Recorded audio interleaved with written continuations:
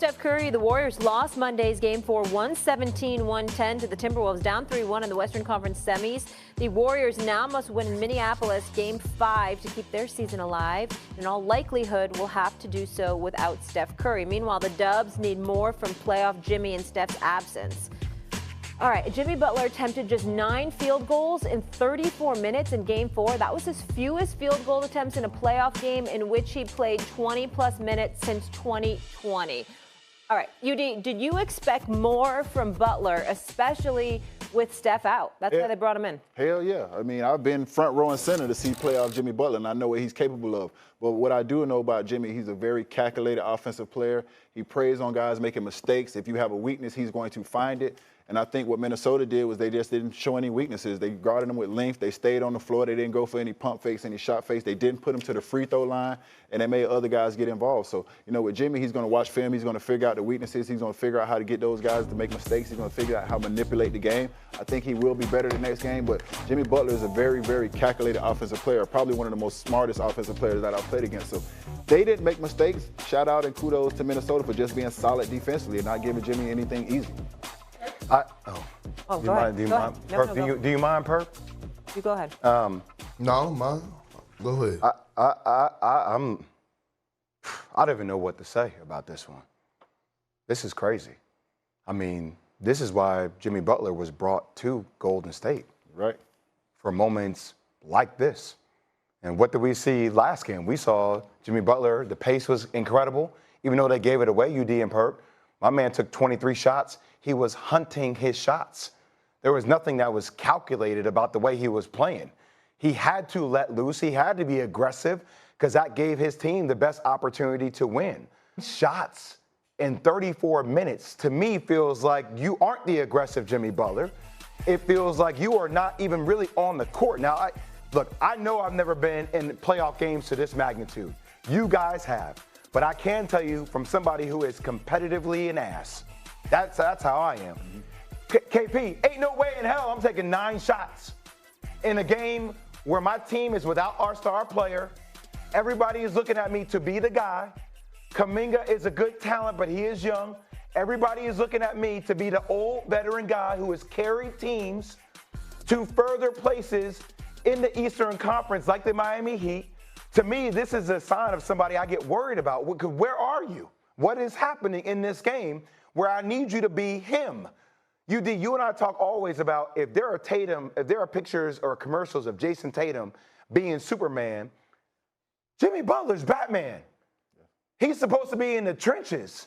He's supposed to be one with all the gadgets doing all the dirty stuff to get into your head.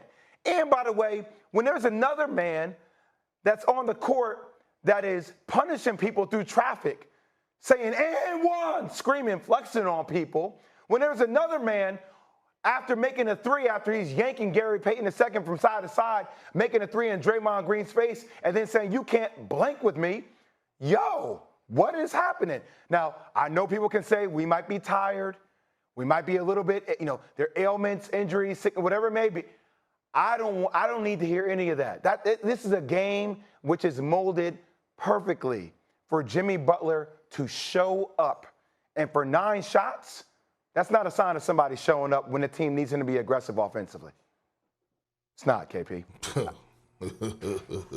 Come on, man. I'll tell you what happened to Jimmy.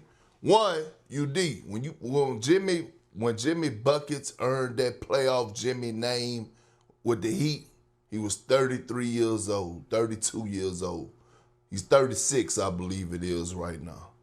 And what's happening is we're watching these, what you call them, these young Thundercats. That's what we're watching. Get on their asses like back pockets. And I'm talking about apple bottoms. You remember apple bottoms? You know what I'm saying? Those back pockets. Damn it, listen to what I'm trying to tell you. These young bulls around the league, they sending all these old heads home packing. And it started with Anthony Edwards. What's happening to Jimmy Buckets is that he's getting older, but he's facing some damn dogs.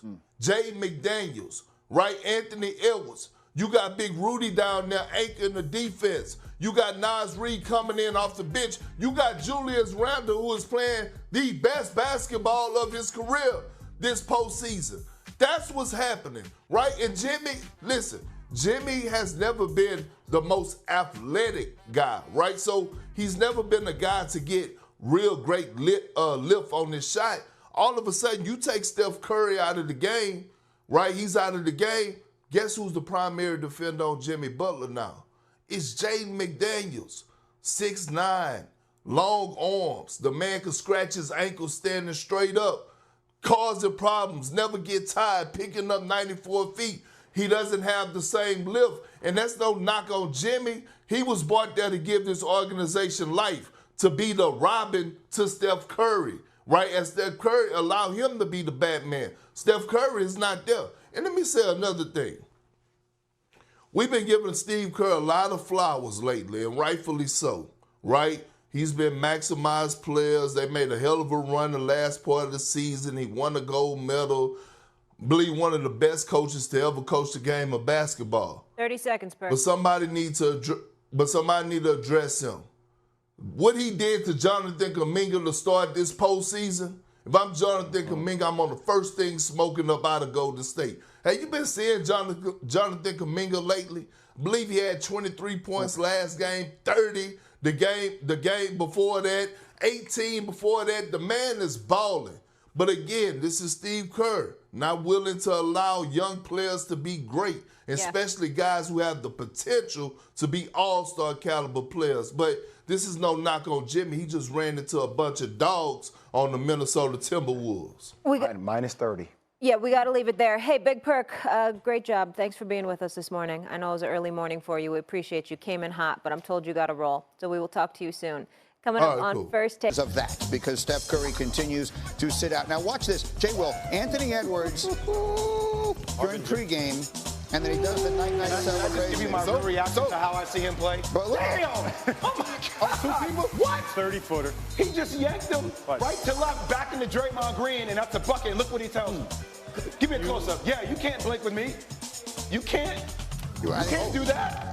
I think we all know what he was saying. Wolves down 2 going into halftime. And then they just went crazy. Oh, 3. Oh, my God. Timberwolves go on a 17-0 run that turns this from a game into not a game. Thanks for coming. Come on, Jimmy. And going back the other way and watch Anthony Edwards. Why give it up when you can just do that? You know, I hated that line.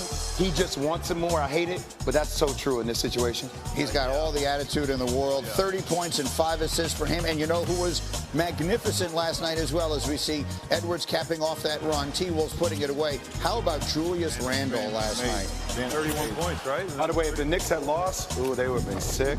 How about Julius Randle? He's not a big that's playing like a small. No, he's not. He doesn't do that. He's been terrific. How about Randle in this series and in general for Minnesota, UD? I really think Edman has unlocked Randle to be his best version. I think it's more mental. We all understood what he can do with the basketball in his hands, but I think mentally he's playing as free as he's ever been, and he's playing as confident as he's ever been. I think this is his best version right now. The result is Minnesota up 3-1 after Steph goes down with the hamstring in Game 1.